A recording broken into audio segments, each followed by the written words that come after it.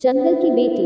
कई बार जीवन हमें ऐसे मोड़ पर ले आता है जहां हमारी सहनशक्ति और जिजीविषा की असली परीक्षा होती है।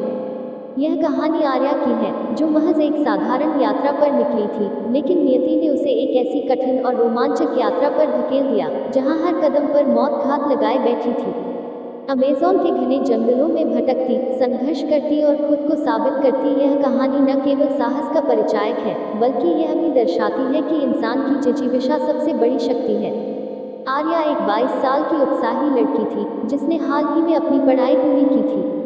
वह हमेशा से नई जगहों पर जाने और नई चीज़ों को अनुभव करने की इच्छुक थी। इस बार उसने अकेले यात्रा का निर्णय लिया था। विमान में उड़ान भरी तो आर्या की आंखों में उत्साह था। यह उसकी पहली एकल यात्रा थी। आसमान साफ था, लेकिन कुछ घंटे बाद विमान में हलचल शुरू हुई। मौसम अचानक खराब हो गया। पायलट की आवाज़ आई, हम एक तूफान में फंस गए हैं। विमान हिचकोले खाने लगा। आर्या की सांसें तेज हो गईं। अचानक एक तेज झटका लगा और विमान तेजी से नीचे की ओर गिरने लगा। आर्या की आंखें बंद हो गईं। उसके कानों में केवल यात्रियों की चीखें और इंजन की गड़गड़ाहट थी।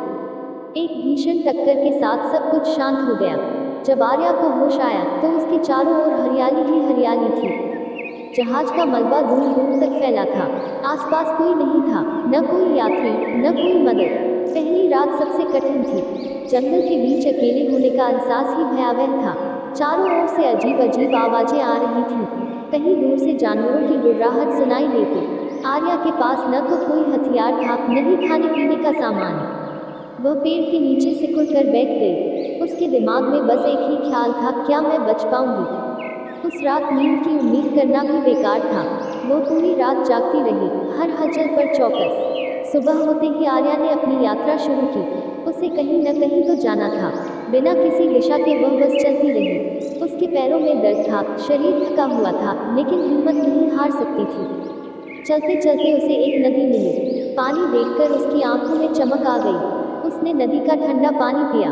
कुछ देर वहीं बैठकर उसने खुद को संभाला। लेकिन जंगल की चुनौतियां यहीं खत्म नहीं हुई। जंगल में आगे बढ़ते हुए उसे एहसास हुआ कि यहाँ हर कदम पर खतरा है। कहीं विषैले सांप रेंगते हुए दिखते तो कहीं झाड़ियों में कुछ अजीब सी हलचल होती। 3 दिन तक आर्या ऐसे ही भटकती रही। भूख और प्यास उसे कमजोर कर रही थी। तभी उसे दूर कुछ झोपड़ियां दिखाई दी।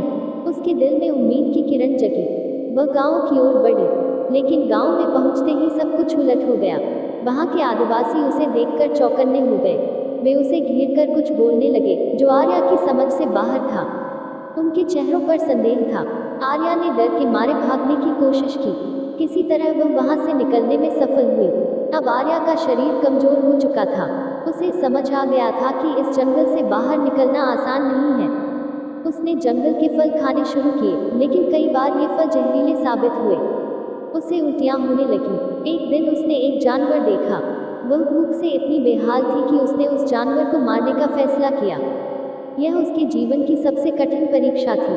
जानवर को मारने और पकाने की प्रक्रिया उसके लिए मानसिक और शारीरिक संघर्ष से कम नहीं थी। दिन बीतते गए। आर्या की हालत बिगड़ती जा रही थी। अब उसका शरीर उसका साथ छोड़ रहा था। उसे कई बार लगा कि वह हार जाएगी, लेकिन फिर भी वह हर सुबह उठती और आगे बढ़ती।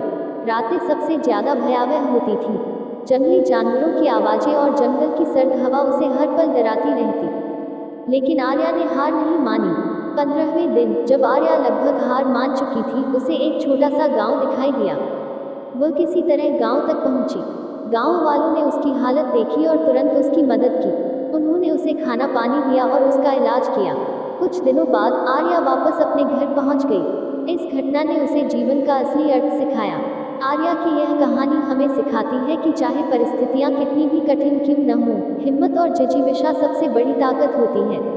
अमेज़न के घने जंगलों में अकेले संघर्ष करने वाली आर्या ने साबित कर दिया कि इंसान की इच्छाशक्ति हर मुश्किल को हरा सकती है।